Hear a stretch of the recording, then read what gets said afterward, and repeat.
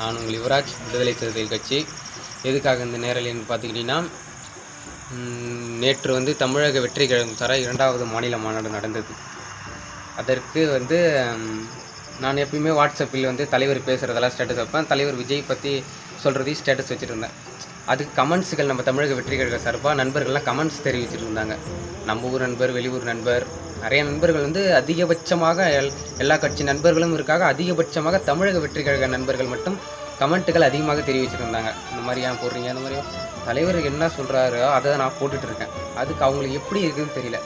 நீங்களே 2 சீட்டுக்கும் 3 சீட்டுக்கும் திமுகவுடன் கொத்தடிமையாக இருக்கிறீங்க அப்படின்னு சொல்கிறாங்க. நாங்கள் வந்து எங்களோட புரிதல் வந்து உங்களுக்கு கிடையாது. எங்களை முழுமையாக தலைவர் என்ன சொல்கிறார் அன்றைக்கி, என்னை முழுமையாக புரிந்து கொண்ட யாரும் சினிமா நடிகருக்கு இரையாக மாட்டார் என்று சொன்னார். நம்ம தமிழ் வெட்டுக்காக நிறைய நண்பர் ஒருத்தர் கமெண்ட்ஸ் நிறையா பண்ணிட்டு இருந்தார். பேரை சொல்ல விரும்பலை, ஆனால் கமெண்ட்ஸ் வந்து நிறையா பண்ணிகிட்டு இருந்தார். இந்த மாதிரி உங்களுக்கு தேவை குரல் கொடுக்கணுமா, நான் வந்து ஆணவ கொலைக்கான நீங்கள் குரல் கொடுக்கணும்னு ஒரு கேள்வி கேட்டேன். இந்த மாதிரி கமெண்ட் பண்ணுறதுனால கவின் செல்வ கணேசனோட கொலைக்கு. அதுக்கு உங்களுக்கு தேவை குரல் கொடுக்கணுமா இல்லை வந்து தீர்வு கிடைக்கணுமா அப்படின்னு. முதலில் வந்து குரல் எழுப்பினால்தான் உங்களுக்கு தீர்வுன்றது என்றால் கிடைக்கும். தீர்வு கிடைக்க வேண்டும். தீர்வு என்றால் கடைசியில் நீங்கள் முதலமைச்சர் ஆகிதான் தீர்வு கிடைக்கணும்னா அது வரைக்குமே அந்த ஆணவ கொலைகள் நடந்துட்டு இருக்கணும் நீங்கள் என்ற சொல்கிற மாதிரி கணக்கு இருக்குது. அப்போ வந்து நம்ம நண்பர் அவர் என்ன சொன்னார், திருப்பி வந்தீங்கன்னா மரியாதை கொடுத்து பேசு அப்படின்னாரு. அப்படி விஜய் அண்ணா இல்லைன்னா விஜய் சார் அப்படின்னு சொல்லுங்கன்னாரு. நான் எதுக்கு சரி சொல்லணும், எதுக்கு நான் அப்பயும் விஜய் அவர்கள் தான் சொல்லிட்டு இருக்கேன். நம்ம தலைவர் மாதிரி அவர் என்ன பண்ணுறாரு, மரியாதை கொடுக்குற மாதிரி விஜய் அண்ணா இல்லை விஜய் சார் அப்படின்னு சொல்கிறார். சரி நானும் எதுவும் சொல்ல இன்றைக்கு அந்த மாநாட்டில். ஆனால் அவர் என்ன பண்ணுறாரு, ரெஸ்பெக்ட் கொடுக்கணும் தான். அவர் என்ன பண்ணார், அங்கிள், ஒரு தமிழகத்தின் முதல்வர் அவரை அங்கிள்ன்னு இருக்காரு. தமிழக முதல்வர் மு க ஸ்டாலின் அவர்களை வந்து அங்கிள் கேட்குதா அங்கிள் அப்படி கலைத்திருக்காரு. அவர் வந்து மரியாதை கொடுத்துருக்காரா? எங்கள் தலைவர் வந்து மாநாட்டில் நடந்து வந்தால் கீழே நடந்து வரணும் மக்களோட. இங்கே ரேம்போவில் வரும்போது வெறும் பவுன்சரோடு வராரு. மக்களுடன் வந்து நடந்து வரணும். எங்கள் தலைவருக்கு வந்து ஈடு கொடுக்குற மாதிரி தமிழக வெற்றி கழகம் பேசிகிட்டு இருக்காருங்க. எங்களுக்கு வந்து யார் எதிரி கிடையாது. எங்களுக்கு தேவை எங்களுக்கான உரிமைகளும் தான் எங்களுக்கு தேவை. இது வந்து புரிந்து கொள்ளாமல் வந்து நிறைய பேர் இங்கே வந்து பரப்புகளை செய்து கொண்டிருக்கிறார்கள். நாங்கள் எதுவுமே கண்டுக்கவே இல்லை. நான் வந்து சொல்வது வந்து எப்படி சொல்கிறது, நீங்கள் உங்கள் வேலையை பாருங்கள், நாங்கள் எங்கள் வேலையை பார்க்குறோம். அதே மாதிரி வந்து நான் வந்து இந்த மாதிரி பேசுகிற ஸ்டேட்டஸ் இந்த மாதிரி இன்ஸ்டாவில் போடுறது, ஃபேஸ்புக்கில் சமூக வலைதளங்களை போடு ஏன் போடாமல் இருக்கா பயப்படியான்னு. இதை வந்து நம்ம போடுற சமூக வலைதளங்களை என்ன பண்ண முடியும், மிஞ்சி போனால் தவறுதலாக கமெண்ட்டுகள் பண்ண முடியும்.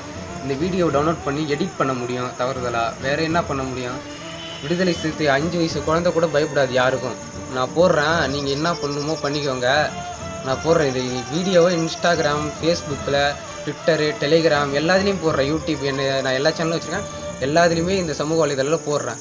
நிறைய பேர் தமிழ்கிட்ட இந்த சேலஞ்ச் பண்ணுறாங்க, நான் இந்த மாதிரி ஸ்டேட்டஸ் ஏன் போடுறேன் அப்படி இப்படின்ட்டு.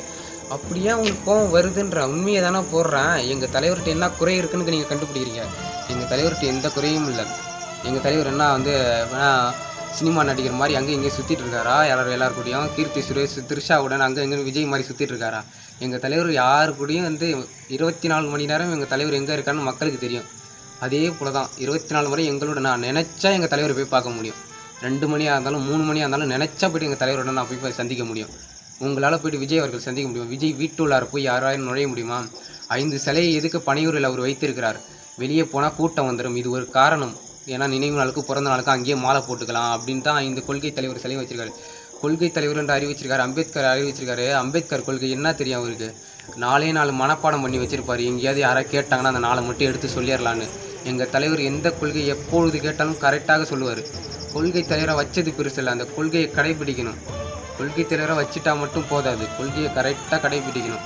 2 சீட்டுக்கும் 3 சீட்டுக்கும் பிளாஸ்டிக் சேரில் இருக்க 35 வருஷ கால உழைப்பு வந்து எங்கள் தலைவருக்கு தான் தெரியும். இப்போ வந்து தெரியாது. நீங்கள் வரையும் போதே படைபலன்றீங்க.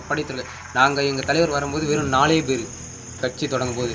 இப்போ பாருங்கள் எவ்வளோ படை இருக்குது. அதுதான் வந்து அரசியல் வரைச்சி தலித் மக்களை அரசியல்படுத்துகிறார். நீங்கள் வந்து 1000 வந்து தவறுதலாக என்ன வேணால் நீங்கள் பேசலாம். உங்களுக்கு திருமாவளவனை புனிந்து கொண்ட யாரும் சினிமா நடிகருக்கு இரையாக மாட்டார்னு சொன்னார்.